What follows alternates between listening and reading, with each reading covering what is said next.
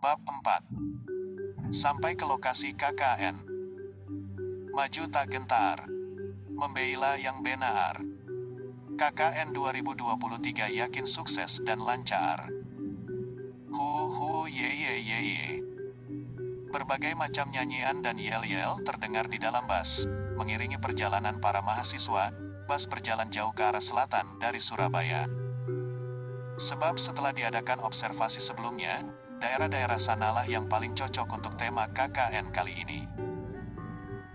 Ada yang gembira, ada yang semangat, ada juga yang menangis, sebab akan membayangkan beberapa hari tidak bertemu ibunya. Setelah sebentar mengikuti keseruan bersama teman-teman, Sanjaya mulai duduk sambil memejamkan mata. Sanjaya mulai mencoba mempelajari ilmu rasa atau ilmu jiwa. Sebab saat di dalam ruangan cincin batu akik kemarin, Sanjaya tidak dapat mengolahnya sama sekali. Sebab ilmu rasa membutuhkan amal baik sebagai powernya. Jadi setelah dia menolong pedagang kaki lima, Sanjaya ingin mencoba mengolah ilmu rasa. Sanjaya duduk terdiam, mencoba menenangkan diri. Tak butuh waktu lama pikiran Sanjaya mulai kosong, bebas dari hiruk-pikuk di sekitarnya. Sanjaya membuka ingatan warisannya tentang ilmu rasa. Ilmu rasa atau jiwa tahap pertama akan membuka mata batinnya, yakni mata jiwa akan bisa melihat hal-hal yang tidak terlihat mata jasmani. Dari ingatan warisannya, melihat sesuatu yang tak terlihat mata jasmani itu ada dua cara. Pertama disebut mata batin, yakni mata ruhani seseorang akan terbuka, sehingga bisa melihat yang tak terlihat mata jasmani. Yang kedua mata terawang, yakni mata seseorang akan ditempeli suatu kekuatan eksternal, seperti makhluk gaib yang menempel di tubuh seseorang, sehingga pandangan makhluk gaib itu ditransferkan ke mata tuannya. Sehingga hal ini penuh tipuan, sebab suka-suka makhluk gaib itu memberi pandangan apa. Berbeda dengan mata batin karena itu pandangan milik dirinya sendiri. Hal yang paling dasar untuk membedakan mata batin dan mata terawang adalah mata batin itu bisa dibuka dan ditutup seperti halnya mata jasmani, sehingga ketika ingin melihat sesuatu akan membuka, jika tidak maka bisa ditutup. Namun mata terawang berbeda, setelah suatu makhluk gaib menempel di mata seseorang, maka pemilik mata terawang akan bisa melihat sesuatu secara terus-menerus. Setelah mempraktikkan ilmu rasa sesuai ingatan warisannya, meski belum jelas namun suatu dimensi pandangan yang belum pernah dimiliki Sanjaya sebelumnya kini mulai terlihat, tepatnya pandangan itu berasal antara dua alis Sanjaya.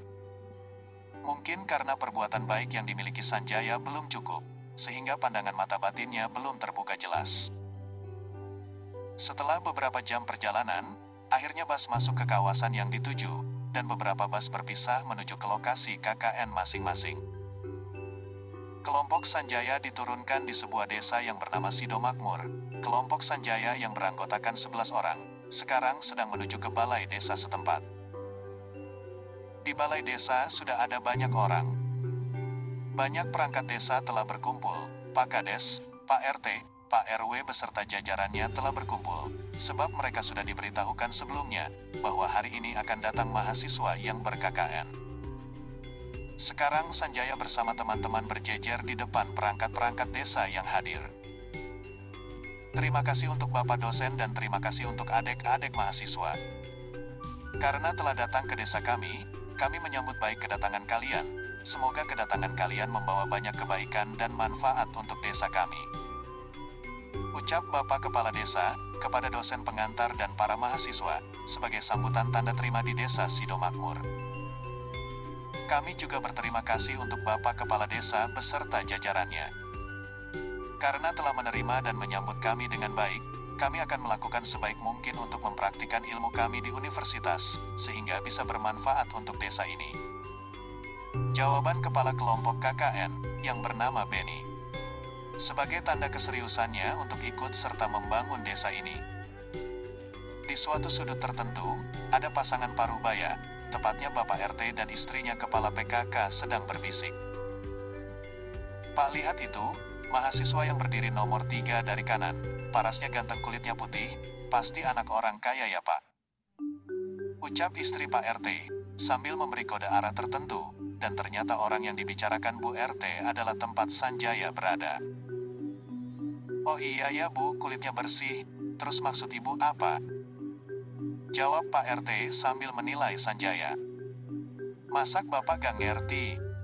Kalau kita jodohkan sama Siti anak kita, bukankah kita akan punya besan kaya raya?"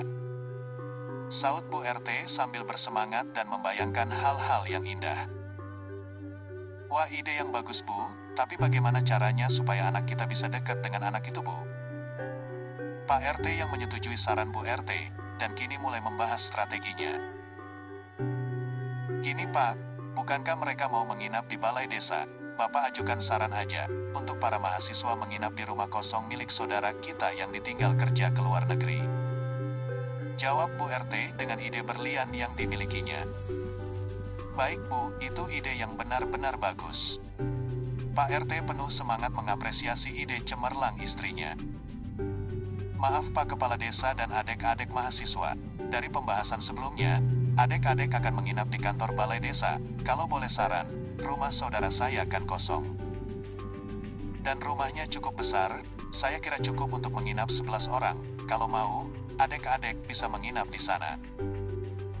Lebih-lebih, di sana perabotan cukup lengkap, semisal peralatan masak sudah ada." Pak RT sambil berdiri bersemangat untuk mengajukan pendapatnya. "Terima kasih sebesar-besarnya Pak RT, saya mewakili rekan-rekan mahasiswa menyetujui saran Bapak, dan kami akan mengingat kebaikan Bapak di hati kami." Benar saja, para mahasiswa setuju tanpa pertimbangan lagi, sebab jika mereka tidur di balai desa, selain peralatan masak yang belum ada, air di balai desa juga kurang lancar. "Oh ya, satu hal lagi.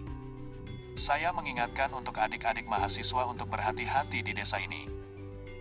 Sebab beberapa tahun terakhir desa kami kurang aman, ada beberapa kasus orang hilang, baik itu dari desa sini maupun desa sebelah, jadi saat malam tiba sebaiknya jangan keluar rumah," ucap kepala desa dengan serius, agar peringatan ini didengar dan dipatuhi oleh para mahasiswa. Mendengar peringatan Pak Kepala Desa, beberapa mahasiswi agak takut, meski begitu mereka tetap akan melanjutkan KKN. Dan setelah beberapa diskusi dan pembahasan berbagai hal, Sanjaya bersama teman mulai beres-beres perlengkapannya dan menuju ke tempat yang disarankan Pak RT.